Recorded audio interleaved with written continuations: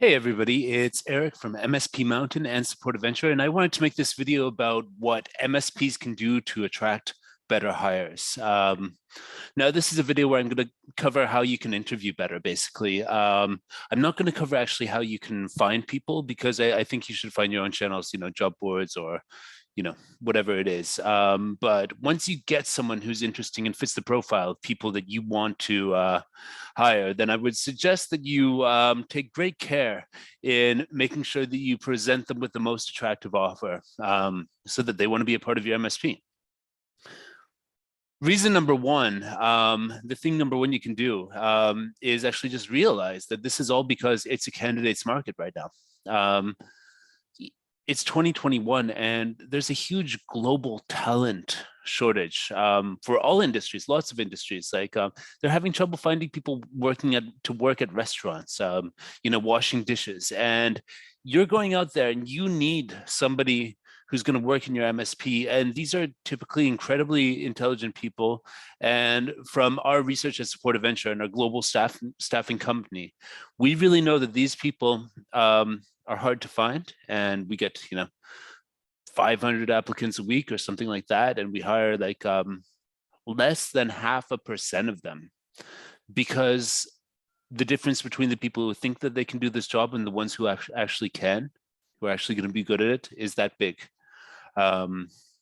Literally 1 in 1,000 sort of thing. So think about that. So if you are lucky enough to get one of these 1 in 1,000 people who's going to be a great asset for your MSP in front of you, realize that it's not so much of a game of are they good enough for you, but realize that this person probably has lots of options, basically, and are you going to be good enough for them? Are you going to be the best place that they can decide to work if they are that skilled person? Because everybody wants level 2 with excellent communication skills and hard work and good documentation and all that sort of stuff. But the number of these people in the world is severely limited.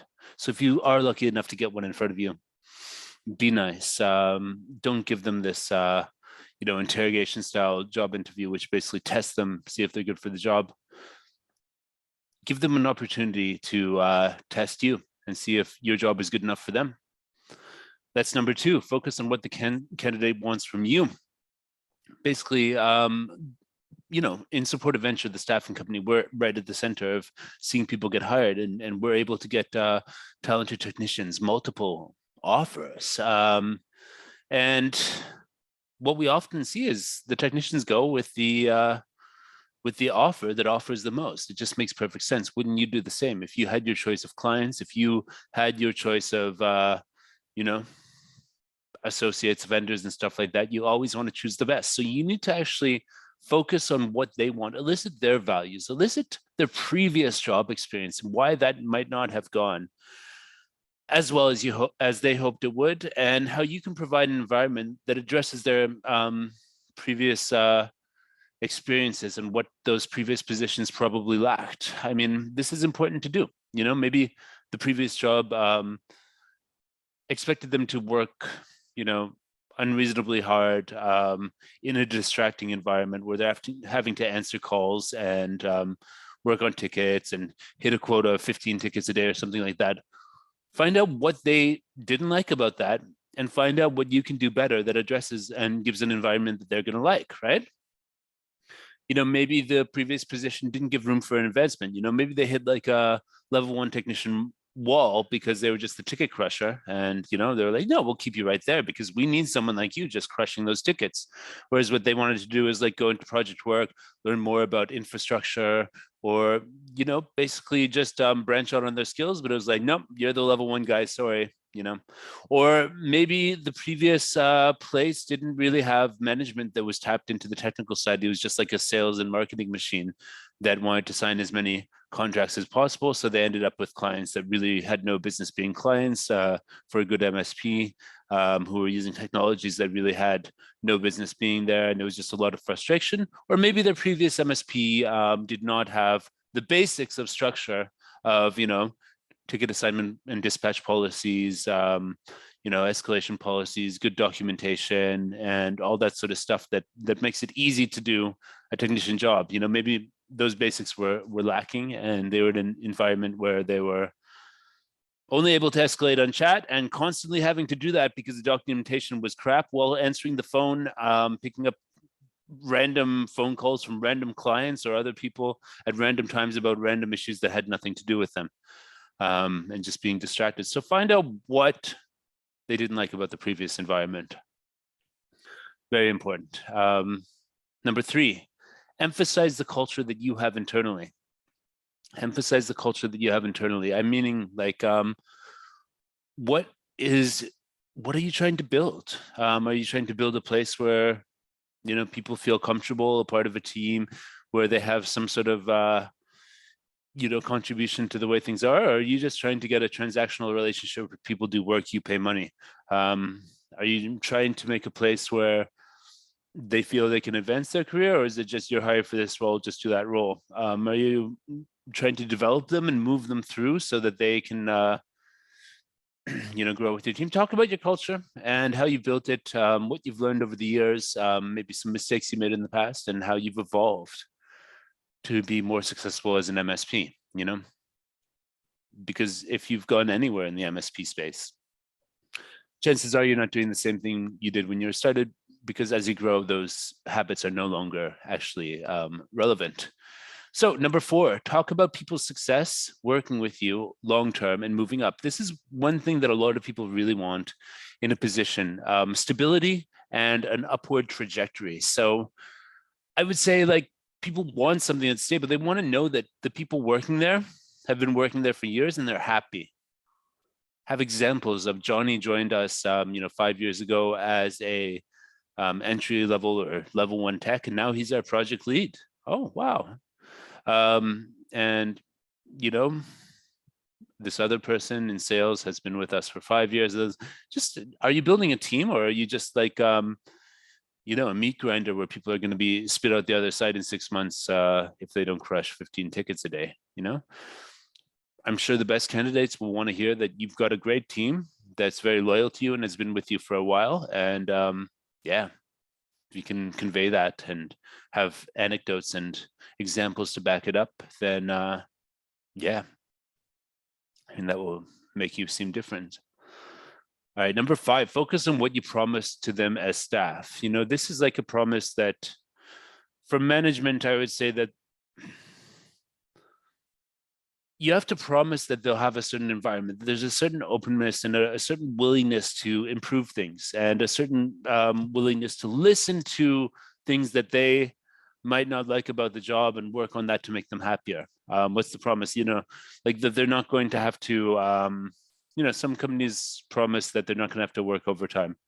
Some companies promise that if they do have to work overtime, it will be nicely rewarded financially. Some companies would promise that they will pay for certifications, advancement, and all that sort of stuff. And some companies will promise, you know, that they will hold them accountable for clear expectations in the fulfillment of the role, rather than, you know, constantly moving the goalpost of what good behavior. You know, the most organized MSPs, they know what a good staff member looks like, not just in vibe, but in metrics.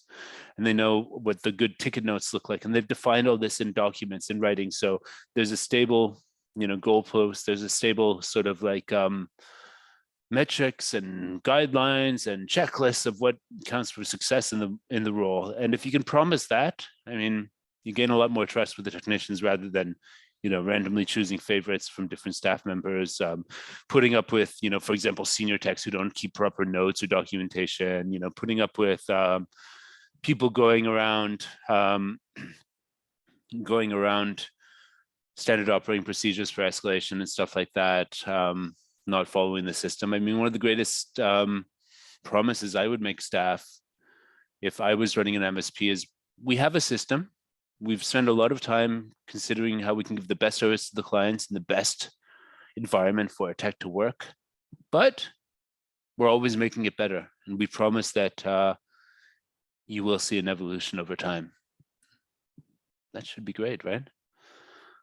So that comes to number 6, focus on the structure you've built for people like them to be happy and do great work. I mean, people who are put in an environment where they can grow will be much happier than people who just feel like they're showing up for a job, and they'll stay more engaged if they feel that you're helping them grow and progress, and your company's growing, they're growing. You're hiring new people. While you're hiring new people, since they have experience, they can move up. There's a structure for all of that. There's a structure for getting new knowledge. There's a structure for all that sort of stuff. There's a structure for mentoring them when they escalate a ticket and somebody else solves it, that they get the knowledge on how that was solved so that they can, not escalate that type of ticket next time. There's all sorts of structure you can put in there. But the main thing is that you're there with a structure that they can integrate themselves in, and again, know what success looks like in that structure, and know how that structure is set up. They should know how that structure is set up to keep them happy and doing good work. Yeah. Number 7, talk about your great clients. A lot of the best MSPs have lots of stories about how well they work with their clients and how they've gotten rid of some clients that they didn't work well with, like how the client base evolved as their business evolved, and they're left with more of the people that they like working with and less of the people who they didn't like working with, because they are focusing on the great clients who take their advice, who implement the technologies and recommendations that the MSP recommends. And so that, the technicians shouldn't be in a place with the clients where there's conflict and argument and complaints and all that sort of stuff, if they're following the structure that you've set up for the clients to achieve great service from you, and that you've set up for the techs to give that great service. So you should be able to talk about your great clients. A big red flag for me if I was applying for an MSP job is like, yeah, the clients are such a pain in the ass. Not really, right? Doesn't sound like a great place to work. And number 8, build rapport and make them feel the vibe. Goes back with the culture you emphasize that you have internally, but it's like, how does it translate to the interview? How is your communication? How's the vibe? What are you asking about them? Their lifestyle. Do you understand their lifestyle and the lifestyle they want to create with working with your company? Are you understanding of their needs? Do you like them as human beings? Do they like you as a human being? Are you building rapport? Are you building a connection? Because these deep understandings of other human beings and vibing on a level of common values, which is what I've talked a lot in this video, will help you land that staff. And feeling the vibe is probably what most people are going to make. If it's you versus another MSP, and say the money was the same, the vibe is going to be what is going to win them over.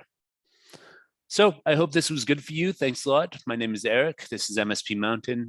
Supportive Venture is my company. We're a staffing company that searches the world for talent and finds different people who are working remotely from around the world. So check that out, and hope you enjoyed this video.